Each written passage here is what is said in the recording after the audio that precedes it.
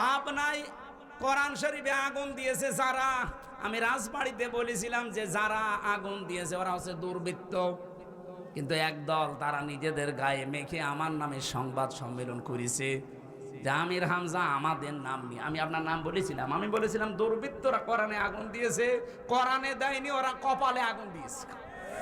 ওরা যদি তাওবা না করে, হঠকারিতা করে, ওরা জাহান্নামে যাবে, আমি লিখে দেব, নিয়ে আসেন।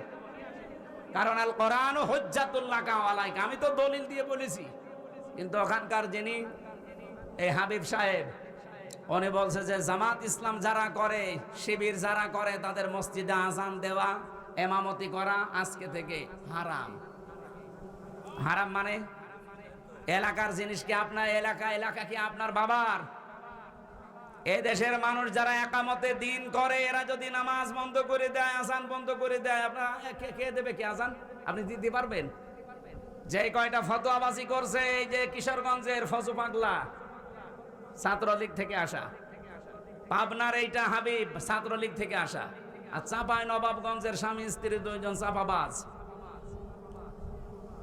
আমি এই চারজনকে মন থেকে ঘৃণা করি। বিএনপিকে আমি ভালোবাসি, কিন্তু এই চারজনকে বিএনপির নাম নিয়ে এরা ক্যান্সার হয়ে বিএনপিতে ঢুকেছে। আমরা চাই যারা দায়িত্বে আছেন এই ক্যান্সার গুলোকে কেটে বাদ দিয়ে দেন, নয়তো আপনাদের আরো বড় ক্ষতি হয়ে যাবে। আপনার একটা মাসলুম দল, আমরাও মাসলুম, কথা বলেন না কেন?